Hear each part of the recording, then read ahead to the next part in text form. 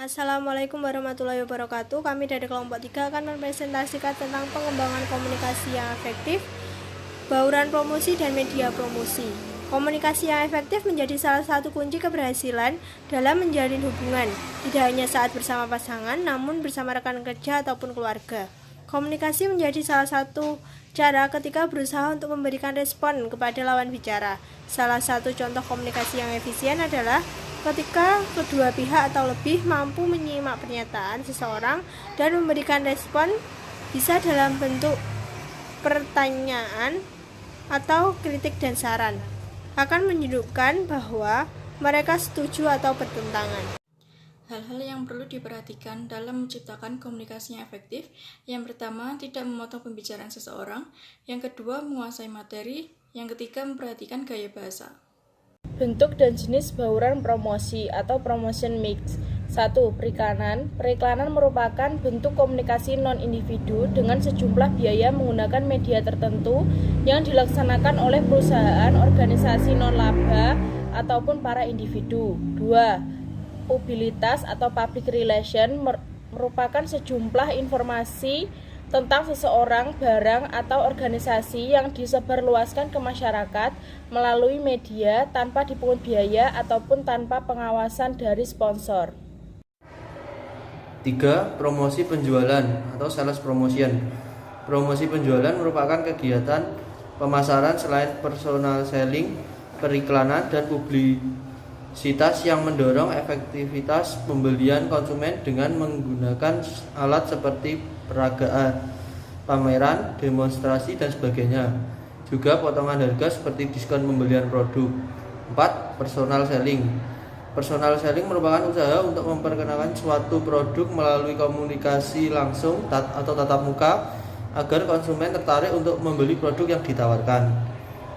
5. Pemasaran langsung, direct marketing. Direct marketing adalah ketika perusahaan ingin menjalin komunikasi langsung dengan pelanggan. Mereka menggunakan strategi komunikasi langsung, di mana lebih berinteraksi database yang memicu proses komunikasi pemasaran menggunakan media untuk mendorong respon pelanggan.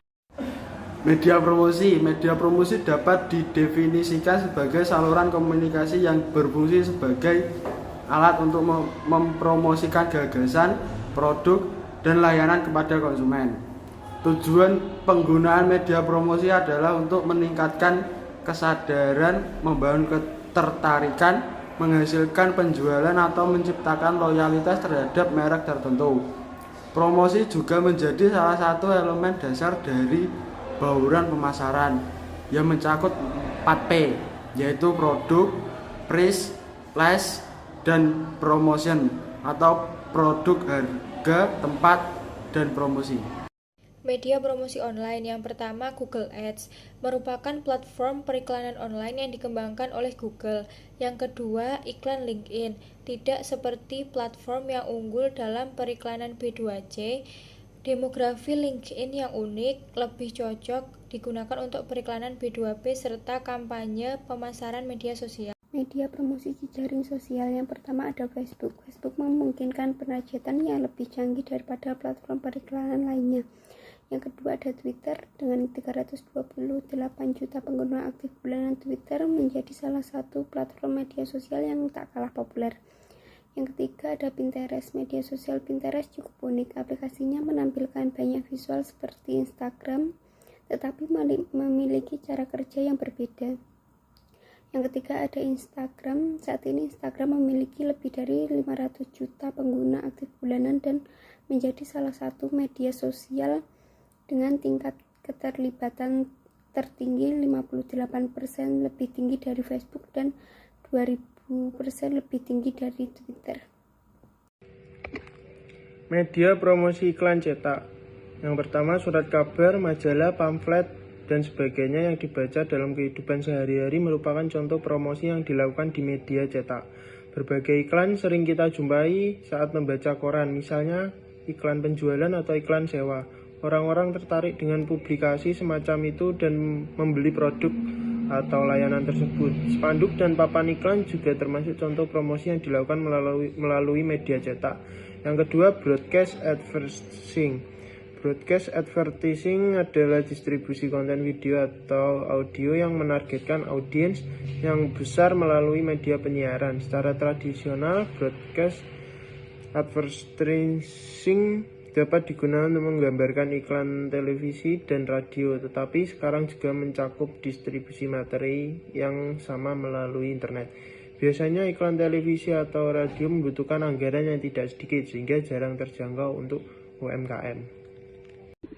Kemudian yang ketiga, iklan layanan masyarakat. Iklan layanan masyarakat dirancang untuk menginformasikan kepada publik mengenai isu-isu yang dianggap sebagai bagian dari kepentingan umum atau masyarakat luas. Iklan tersebut biasanya disiarkan di radio atau televisi, tetapi juga dapat muncul di surat kabar atau majalah. Hal ini juga dimaksudkan untuk mengubah cara pandang dan perilaku publik terhadap isu tertentu. Yang keempat, terakhir, product placement advertising.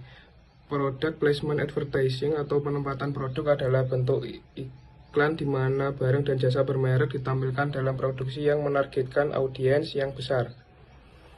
Penempatan produk biasanya ditemukan di film, acara televisi, video pribadi, radio, atau yang lebih jarang melalui pertunjukan langsung.